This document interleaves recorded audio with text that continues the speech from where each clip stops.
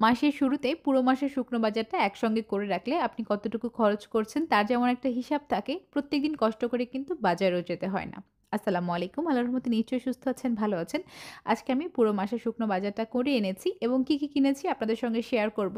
অনেক আপুই আমাকে কমেন্ট করেন যে নতুন সংসার শুরু করেছি, আপনার বাজার করা দেখলে একটা আইডিয়া পাই প্রত্যেক মাসে কি জিনিস প্রয়োজন হতে পারে। তবে হ্যাঁ, এখানে একটা কথা আছে, অনেকের ঘরেই এর থেকে ভিন্ন কিছু প্রয়োজন হতে পারে। কারণ সবার পছন্দ একরকম না, সবাই একই ধরনের খাবার খায় না। তবে কিছু খাবারের কিন্তু মিল থাকে, যেমন মসলা, চাল, ডাল এগুলো তো আমাদের সবারই প্রয়োজন হয়। কারো একটু কম, কারোর বেশি ঘরের সদস্য অনুযায়ী। তো আমি আজকে শুকনো বাজারগুলো করেছি। সঙ্গে মাছ আর মুরগি এনেছি। মাছ যেমন চিংড়ি মাছটা, মুরগিটা তো সবসময় লাগে। তো আমি এখানে ৩ ধরনের ডাল এনেছি, পোলাওর চাল এনেছি। আমার ঘরে ডালটা বেশ খাওয়া হয়, সঙ্গে খিচুড়িও খাওয়া হয়। সঙ্গে আরও কিছু শুকনো জিনিস শেষ হয়ে গিয়েছিল, সেগুলো এনেছি। যেমন শুকনো মরিচ, ধনিয়া, তেজপাতা, তারপর এলাচ। এগুলো তো একদম প্রত্যেক দিনের প্রয়োজন। এগুলো সবার ঘরে আমার মনে হয় লাগে। এরপর দেখলাম সরিষার তেলের জারটাও খালি হয়ে গিয়েছে। তো আমি একটু তেল ঢেলে নিয়েছি। আর এখানে আছে নুডলস, স্যুপ আর মেহেরিমা টিফিনের জন্য কিছু আইটেম। আমি ফ্রোজেন আইটেম দিই, মাঝে মধ্যে নুডলস দেই, চিপস দিই। আমি আসলে মিক্স করে দেই। একই টাইপের খাবার প্রত্যেকদিন দেই না।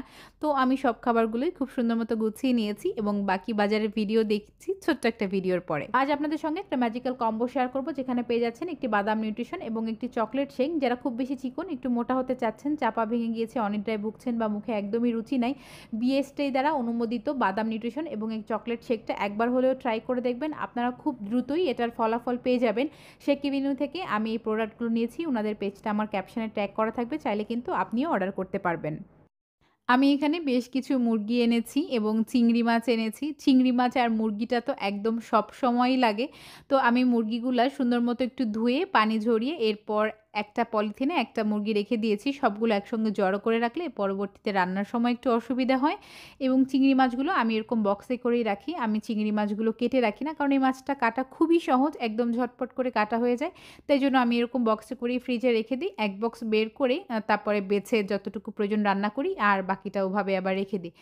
এখন আমি ডিপ ফ্রিজে বাকি সবগুলো রেখে দিয়েছি। আমার এই ফ্রিজটা সম্পর্কে অনেকে জানতে চেয়েছিলেন। এইটা হচ্ছে শার্পের ফ্রিজ, আর আমি ব্যবহার করে কেমন লেগেছে আমার কাছে তাও জানতে চেয়েছিলেন। আমার কাছে বেশ ভালো লেগেছে। এরপর আমরা একটু বাইরে গিয়েছিলাম। তো মনে হচ্ছিল একটু ফুচকা খাই। তবে সবথেকে হাস্যকর ব্যাপার হচ্ছে আমরা ডক্টরের কাছে গিয়েছিলাম। সেখানে যাওয়ার সময় ফুচকা খেয়েছি। এটা যদি হয়তো ডক্টর শুনতো, উনি নিজেই অসুস্থ হয়ে যেত যে এটা কেমন পেশেন্ট। যাই হোক, খাবার-দাবার যা খেতে মন চায় তা ঝটপট করে খেয়ে ফেলতে হবে।